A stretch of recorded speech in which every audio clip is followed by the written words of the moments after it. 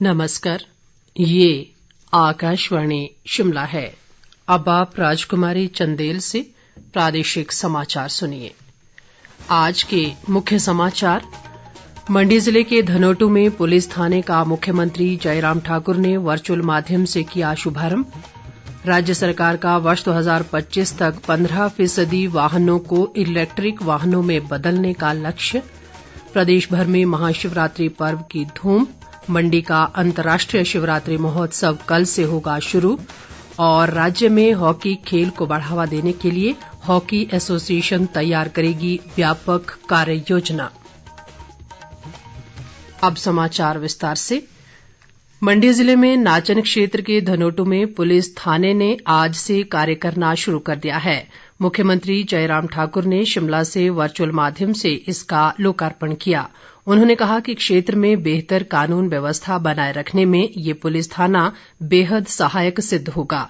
मुख्यमंत्री ने कहा कि हिमाचल पुलिस देश के सबसे अनुशासित पुलिस बल में से एक है और ईमानदारी से अपने कर्तव्यों का निर्वहन कर रही है। उन्होंने नए खुले पुलिस थाने के लिए जल्द ही एक वाहन उपलब्ध करवाने और क्षेत्र के लोगों की सुविधा के लिए चंबी से भूर तक मल निकासी योजना का कार्य जल्द शुरू करने की घोषणा भी की। जयराम ठाकुर ने कहा कि सरकार नाचन क्षेत्र के समग्र और संतुलित विकास के लिए प्रतिबद्ध है। प्रदेश विधानसभा का बजट सत्र 3 दिन के अवकाश के बाद कल से शिमला में फिर शुरू होगा। सदन की कार्यवाही कल सुबह 10 बजे आरंभ होगी। मुख्यमंत्री जयराम ठाकुर 4 मार्च को सदन में आगामी वित्त वर्ष का बजट पेश करेंगे। बजट सत्र 15 मार्च तक चलेगा। राज्य सरकार ने वर्ष 2025 तक 15% वाहनों को इलेक्ट्रिक वाहनों में बदलने का लक्ष्य निर्धारित किया है। परिवहन मंत्री बिक्रम सिंह ने आज शिमला में बताया कि प्रदेश को इलेक्ट्रिक वाहन का हब बनाया जाएगा। उन्होंने कहा कि कल से शुरू होने जा रहे अंतर्राष्ट्रीय शिवरात्रि महोत्सव के दौरान परिवहन विभाग द्वारा मंडी में इलेक्ट्रिक वाहनों की प्रदर्शनी लगाई जा रही है। इस प्रदर्शनी में वाहनों के अनेक मॉडल प्रदर्शित किए जाएंगे। परिवहन मंत्री ने लोगों से इस प्रदर्शनी में बढ़ चढ़कर भाग लेने का आह्वान किया है। उन्होंने कहा कि इलेक्ट्रिक वाहन पूरी तरह से सुरक्षित हैं और ये वाहन सभी तरह की टेस्टिंग प्रक्रिया से गुजरते हैं।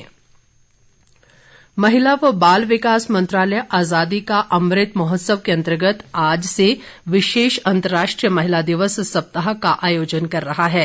7 दिन के इस उत्सव में विभिन्न गतिविधियां चलाई जाएंगी और सोशल मीडिया पर कई अभियान चलाए जाएंगे। इसमें महिलाओं की सुरक्षा और उनके सशक्तिकरण जैसे मुद्दों पर अनेक कार्यक्रमों का आयोजन होगा। ये सप्ताह पुरुषों और महिलाओं की समानता तथा महिलाओं के सशक्तिकरण की दिशा में हुई प्रगति का उत्सव मनाने का एक अवसर होगा। प्रदेश में एशियन विकास बैंक द्वारा शिवा परियोजना के लिए 1688 करोड़ रुपए स्वीकृत किए गए हैं।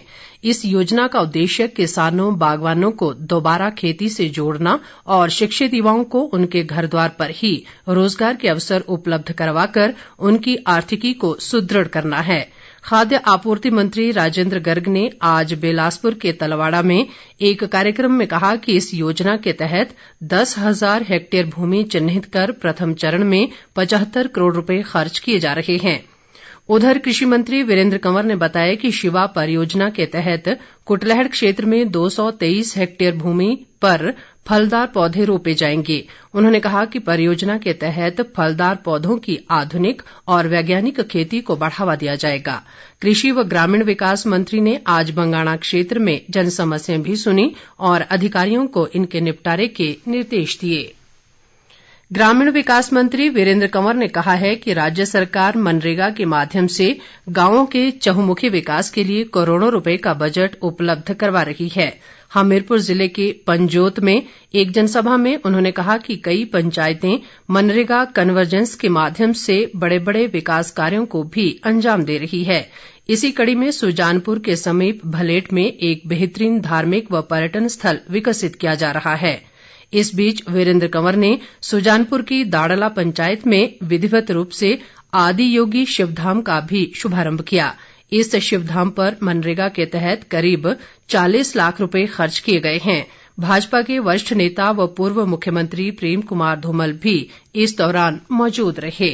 महाशिवरात्रि पर्व आज प्रदेश में श्रद्धा व हर्षोल्लास के साथ मनाया जा रहा है। राजधानी शिमला सहित प्रदेश के सभी जिलों में शिव मंदिरों को शानदार ढंग से सजाया गया है और लोग सुबह से ही मंदिरों में पूजा अर्चना कर रहे हैं। श्रद्धालु दूध, बिलपत्र, फल, फूल और शहद से भगवान शिव का अभिषेक कर रहे हैं। राज्यपाल राजेंद्र विश्वनाथ आर्लेकर और मुख्यमंत्री जयराम ठाकुर ने लोगों को शिवरात्रि पर्व की शुभकामनाएं दी हैं। इस बीच मंडी का अंतर्राष्ट्रीय शिवरात्रि महोत्सव कल 2 मार्च से शुरू होने जा रहा है। मुख्यमंत्री जयराम ठाकुर श्री माधवराय मंदिर में पूजा अर्चना कर शोभा यात्रा में हिस्सा लेने के बाद पड्ढल मैदान में महोत्सव का शुभारंभ करेंगे। मुख्यमंत्री विभिन्न विभागों द्वारा लगाई गई विकासात्मक प्रदर्शनी का भी शुभारंभ करेंगे।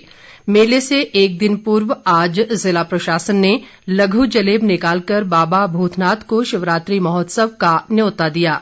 शिवरात्रि महोत्सव को देखते हुए जिला प्रशासन ने आदेश जारी किए हैं, जिसके तहत महोत्सव के दौरान निकाली जाने वाली जलेब में हथियार लेकर शामिल होने पर पाबंदी रहेगी।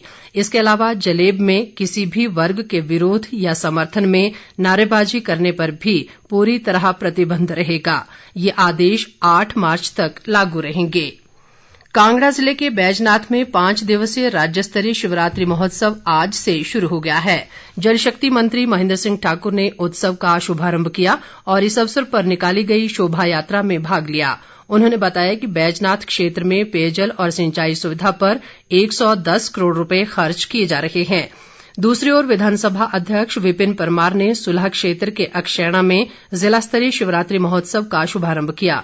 उन्होंने लोगों को उत्सव की बधाई देते हुए कहा कि ये पर्व समाज में व्याप्त कुरीतियों को त्याग कर लोगों में प्रेम, विश्वास और सहिष्णुता की भावना को बल देता है। आजादी की 75वीं वर्षगांठ के उपलक्ष्य में आकाशवाणी केंद्र शिमला के समाचार एकांश द्वारा अमृत महोत्सव क्विज के तहत पिछले कल पूछे गए सवाल हिमाचल के वीर सपूत राम सिंह पठानिया को अंग्रेजों ने पकड़कर किस जेल में बंदी बनाया था का सही उत्तर है सिंगापुर जेल।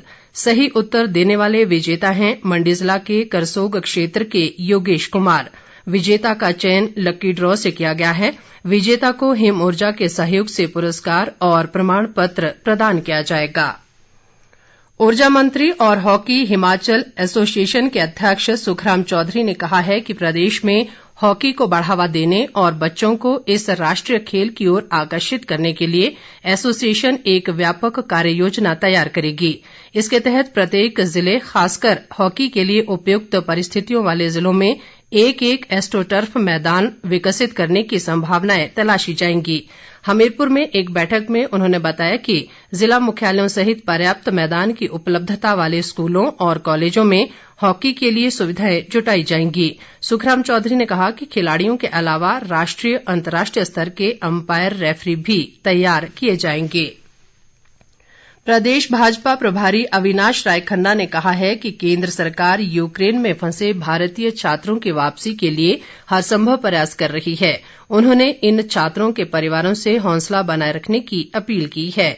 दूसरी ओर वरिष्ठ भाजपा नेता व पूर्व मुख्यमंत्री प्रोफेसर प्रेम कुमार धूमल ने कहा है कि प्रधानमंत्री नरेंद्र मोदी के नेतृत्व में प्रत्येक देशवासी देश और विदेश में सब जगह सुरक्षित है। उन्होंने कहा कि भारत सरकार के प्रयासों से कई छात्र यूक्रेन से अपने घर पहुंच चुके हैं और उम्मीद है कि जल्द ही बाकी छात्र भी अपने घर पहुंच जाएंगे।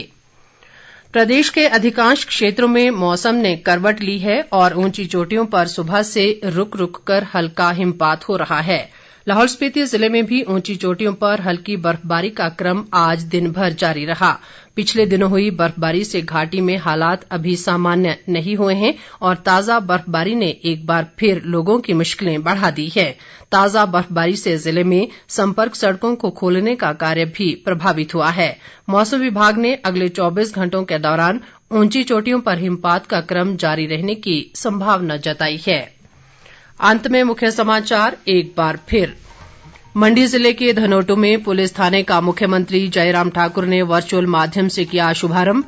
राज्य सरकार का वर्ष 2025 तक 15% वाहनों को इलेक्ट्रिक वाहनों में बदलने का लक्ष्य। प्रदेश भर में महाशिवरात्रि पर्व की धूम, मंडी का अंतर्राष्ट्रीय शिवरात्रि महोत्सव कल से होगा शुरू और राज्य में हॉकी खेल को बढ़ावा देने के लिए हॉकी एसोसिएशन तैयार करेगी व्यापक कार्य योजना। इसके साथ ही ये समाचार बुलेटिन समाप्त हुआ। नमस्कार।